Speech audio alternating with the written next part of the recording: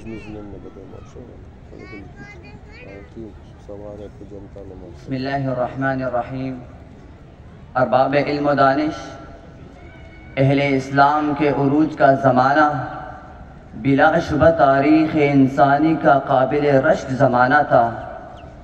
انسان کو اپنے رب کی معرفت ملی، ذہنوں کو قرار و سکون ملا، مقصد زیست و حیات سے آگاہی ملی، جینے کا سلیقہ آیا، علم و ہنر کو عروج ملا، ظلم و ستم کی چکی سے انسانیت کو نجات ملی، انسانی شرافت و کرامت کی بنیادوں پر معاشرے اور تہذیبیں قائم ہوئی، صنعت و حرفت کے میدانوں میں نت نئی ایجادات ہوئی، انسانی ذہن و فکر کو وہ رفعت ملی کہ زمین کا نقشہ بدل گیا۔ اخواننا الاعزة، ابتعد المسلمون عن دينهم وغفلوا عن مقصد حياتهم السامي، فتاهوا بين لذائذ الدنيا وزخارفها، وضاع فيهم العلم والفن الذي كان يوما سلاحهم لنهضة الأمم. أولئك الذين كانوا مشاعل العدل ومحرر الشعوب من الظلم أصبحوا اليوم هدفا للعدوان والبأس، واندثرت فيهم الأخلاق السامية وحسن المعاشرة، فصاروا مقلدين في المخترعات بلا حظ من الصدارة، وغلب عليهم اليأس والقنوط حتى صاروا ينظرون إلى الكفار بعين التعظيم والهيبة. ألم يأن لهم أن يعودوا إلى عزهم ودينهم؟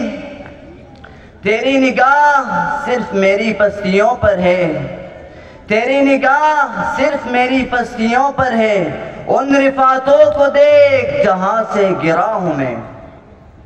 My dear Muslim brothers, the greatest reason behind the rise and progress of Muslims in the past was their unshakable faith in the Quran and Sunnah, and their unwavering commitment to practicing these teachings in every sphere of life.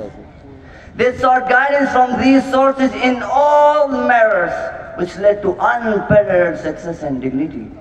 However, in recent times, Muslims have distanced themselves from the teachings of the Quran and Sunnah, adopting Western educational systems that have separated religion from education and other aspects of life. This shift has weakened the respect for Islamic teachings in the hearts of Muslims and diminished their zeal to act upon them, resulting in the decline of the Muslim Ummah. حیدری فقر ہے نہ دولت عثمانی ہے، حیدری فقر ہے نہ دولت عثمانی ہے، تم کو اسلاف سے کیا نسبت روحانی ہے، وہ زمانے میں معزز تھے مسلمان ہو کر اور تم خوار ہوئے تارک قرآن ہو کر۔ میرے ہم مقصد ساتھیوں، اگر ہم امت مسلمہ کی عظمت رفتہ اور وقار کو بحال کرنا چاہتے ہیں تو سب سے پہلے ہمیں اپنی زندگیوں میں اسلامی تعلیمات کو زندہ کرنا ہوگا، عقائد اور عبادات سے آگے بڑھ کر معاملات، معاشرت اور اخلاق، غرض زندگی کے ہر شعبے میں اسلامی تعلیمات کو اپنا نصب العین بنانا ہوگا، تبھی ہم اپنا کھویا ہوا عروج و عزت دوبارہ حاصل کر سکتے ہیں۔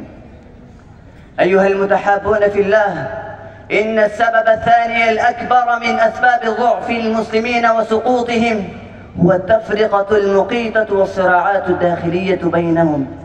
لقد انقسم المسلمون اليوم على أساس اللون والعرق والمنطقة والفرق، مما أدى إلى تشتت قوتهم وانهيار وحدتهم. ونحن اليوم في حاجة ماسة إلى التمسك بالوحدة والاتفاق بدلا من التنازع والخصومة. وإذا لم نستطع العمل على مستوى عالمي أو دولي، فعلى الأقل يمكننا أن نبدأ بمحبة وإحسان تجاه جيراننا وإخواننا، وأن ننهي الخلافات والنزاعات. ويجب أن نحترم المسلمين الآخرين مهما كانت لغتهم أو أصولهم أو بلدانهم، فالاحترام والوحدة هم السبيل لنهضتنا. ہوس نے کر دیا ہے ٹکڑے ٹکڑے نوع انسان کو، ہوس نے کر دیا ہے ٹکڑے ٹکڑے نوع انسان کو، اخوت کا بیاں ہو جا، محبت کی زباں ہو جا. My respected brothers, the Muslims' progress was rooted in their high ambitions and strong commitment. They considered this world temporary, and their focus was the hereafter. And they cherished jihad and martyrdom for Allah's sake. These qualities earned them reverence and a noble position in the whole world. But today, our love for this world and fear of death have weakened us, and we have become like foam on water. Thus Allah has humbled us. It is time to bring back the spirit of our righteous forefathers and reclaim our honor and strength. کیا ہوا ہم کو اگر دو چار موجیں چھو گئی؟ کیا ہوا ہم کو اگر دو چار موجیں چھو گئی؟ ہم نے بدلا ہے نہ جانے کتنے طوفانوں کا رخ. حضرات گرامی، حقیقت تو یہ ہے کہ ہمارے زوال کے نمایاں اور مؤثر اسباب اسلامی تعلیمات سے دوری، آپس کا انتشار اور افتراق، لڑائی جھگڑوں میں مبتلا ہونا، دنیا کی محبت اور موت کا ڈر ہے، جس کی وجہ سے ہم دنیاوی لذتوں میں ایسے ڈوبے کہ جذبے جہاد کو بھول ہی گئے. عزیزان من، یہ بات اچھی طرح ذہن نشین رہے کہ مسلمانوں کے زوال کی بنیاد صرف ان کی مادی اور معاشی کمزوری نہیں، بلکہ آپ دیکھیں بدر میں مسلمان مادی